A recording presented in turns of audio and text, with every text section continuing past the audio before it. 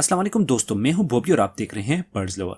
आज हमारी वीडियो आर्यान अली भाई के क्वेश्चन पे है, जो कि कहते हैं कि भाई मैंने बर्ड्स कॉलोनी में रखे हैं, किसी बर्ड्स के साथ 3 बच्चे हैं तो किसी के साथ 1 बच्चा। क्या मैं एक बच्चे को उठा के 3 बच्चों वाले पेयर के साथ रख सकता हूँ? कोई इश्यू तो नहीं होगा? बहुत ही इंटरेस्टिंग क्वेश्चन है और आज इसी क्वेश्चन के ऊपर मैं आपको वीडियो बना के दूंगा और मैं आपको पूरा तरीकेकार बताऊंगा कि हम अपने बर्ड से कैसे दुगनी से तिगनी प्रॉफिट हासिल कर सकते हैं। अगर हम बिजनेस पॉइंट ऑफ व्यू से बात करें तो हमें कौन सा प्रोसीजर फॉलो करना होगा ताकि हमारे बर्ड्स की जो प्रोडक्शन है वो ज्यादा से ज्यादा हो और हम अच्छे से अच्छा मुनाफा हासिल कर सकें। हम अक्सर औक़ात ऐसे करते हैं कि कुछ अंडों को या फिर कुछ बच्चों को उठा के दूसरे बर्ड्स के साथ रख देते हैं। क्यों रखते हैं, किस लिए रखते हैं और किस तरीके से रखते हैं, आज पूरी डिटेल के साथ मैं आपको बताऊंगा और इससे हमें फायदा क्या क्या होगा। मगर वीडियो की तरफ जाने से पहले आज की हमारी वीडियो का क्वेश्चन है कि अगर हम लोग ग्रीन फिशर को ग्रीन ओपलाइन के साथ लगाते हैं तो हमारे पास किस तरह के बच्चे आएंगे।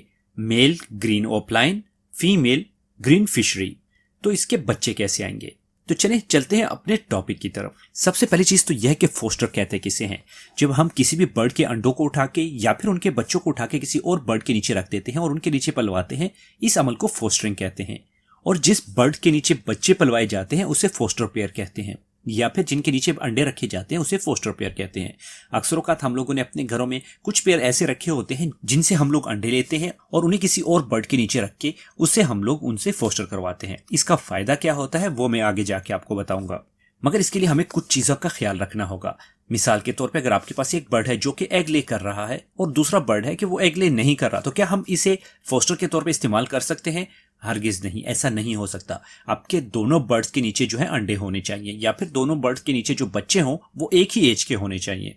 बाज़-औक़ात क्या होता है कि हम जब कभी भी फोस्टरिंग करते हैं या फिर हम फोस्टर पेयर लगाते हैं तो उसका एक खास मकसद होता है। उसका मतलब ये होता है कि हम एक्सपेंसिव बर्ड से अंडे लें और उसे किसी सस्ते बर्ड के नीचे रख के उसकी प्रोडक्शन जो है उसको ज्यादा करें। मिसाल के तौर पे अगर एक एक्सपेंसिव बर्ड है जिसकी कीमत बहुत ज्यादा है, उससे हम लोग अंडे लेते हैं, उसी से ही हम लोग हैच करवाते हैं, वही अपने बच्चों को फीड करवाता है और वो उन्हें सेल्फ करके दोबारा एग ले करता है, तो इस प्रोसेस के अंदर टोटल 3 महीने कम से कम लग जाते हैं।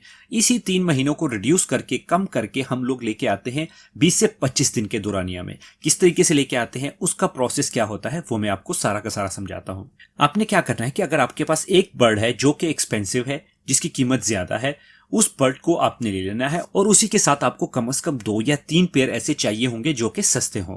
मिसाल के तौर पे एक पेयर मैंने ले लिया जो कि ऑफलाइन है, या फिर इसके अलावा कोई भी बर्ड है। अगर आप अल्बाइनो भी ले लेते हैं तो उसको भी आप फोस्टरिंग करवा सकते हैं।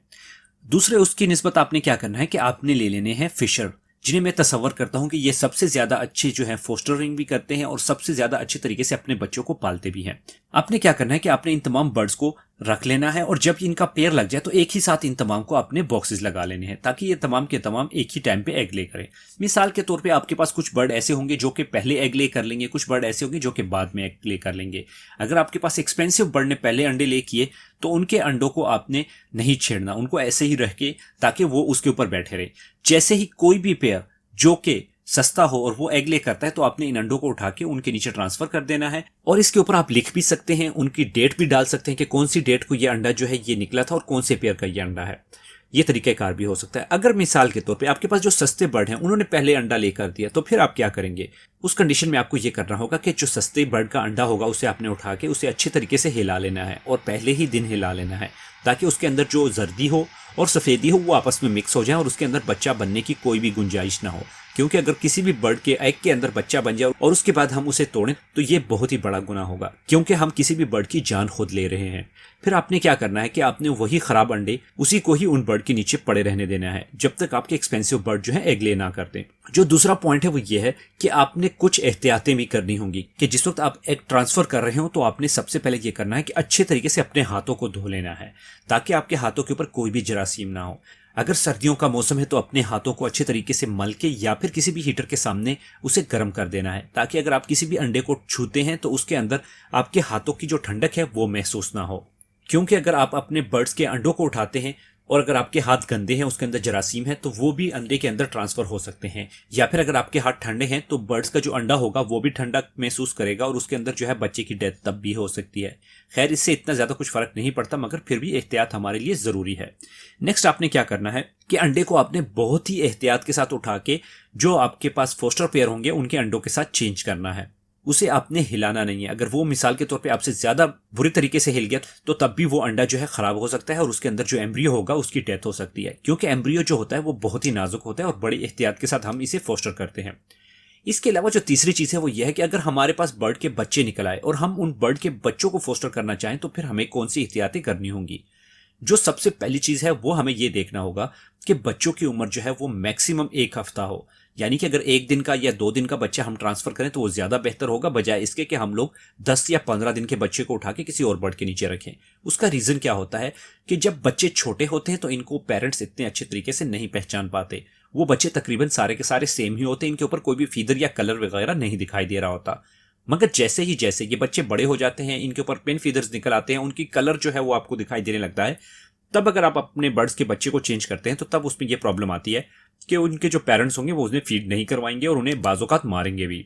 जो नेक्स्ट चीज होगी वो आपने ये करना है कि आपने अपने बर्ड्स के बच्चों को सुबह, दोपहर और शाम कम से कम दिन में 3 मरतबा चेक करना होगा। आपने बर्ड्स को ज्यादा डिस्टर्ब नहीं करना, मगर उन बच्चों को आपने चेक करना है कि क्या उनके पेरेंट उन्हें फीड करवा रहे हैं या नहीं करवा रहे।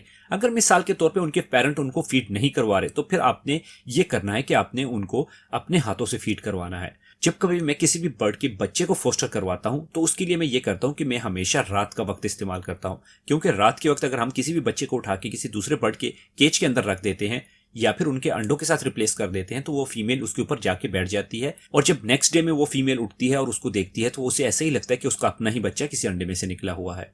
तो ये ज्यादा बेहतर होता है बजाय इसके कि आप दिन के वक्त किसी बच्चे को फोस्टर करें और उसको चेंज करें। इसके अलावा जैसे कि आर्यन भाई ने पूछा कि कॉलोनी के अंदर उनके बर्ड्स हैं, तो उनको भी मैं यही रिकमेंड करूंगा कि अगर कॉलोनी के अंदर आपके बर्ड हैं और उनके बच्चे बड़े हो चुके हैं तो आपने कभी भी ऐसा नहीं करना। कॉलोनी के अंदर काफी मसाइल आते हैं। हम कॉलोनी के अंदर बच्चों को क्यों फोस्टर करते हैं, सबसे पहला क्वेश्चन तो यही है।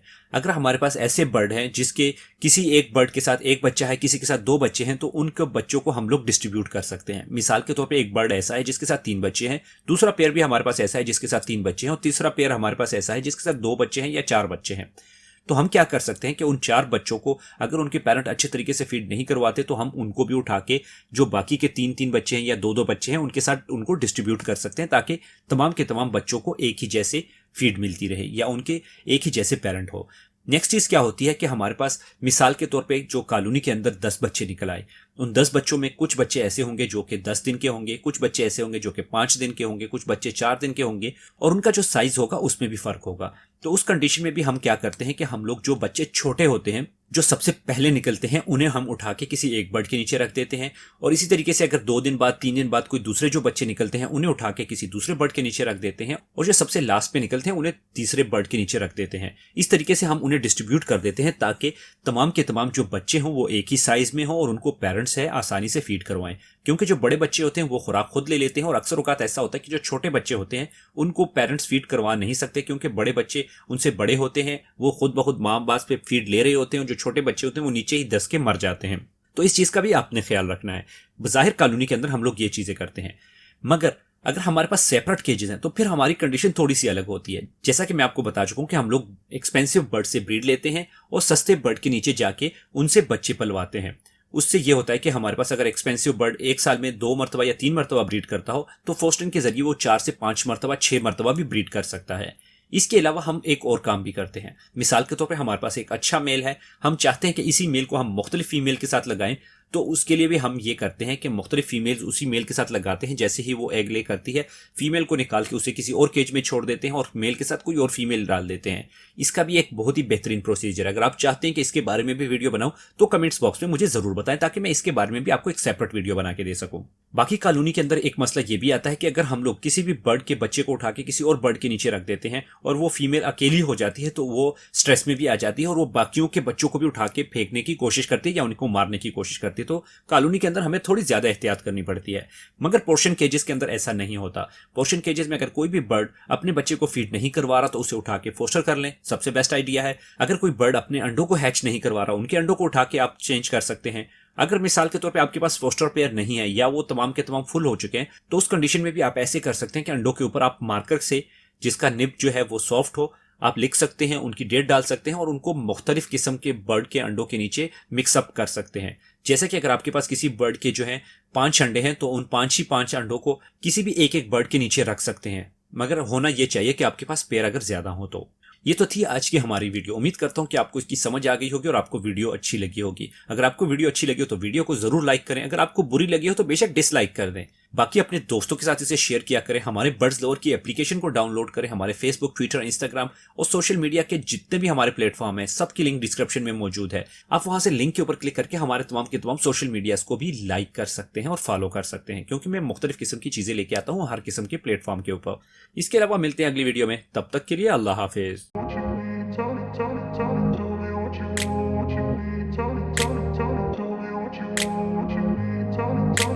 grew up in a place where they told you what to chase.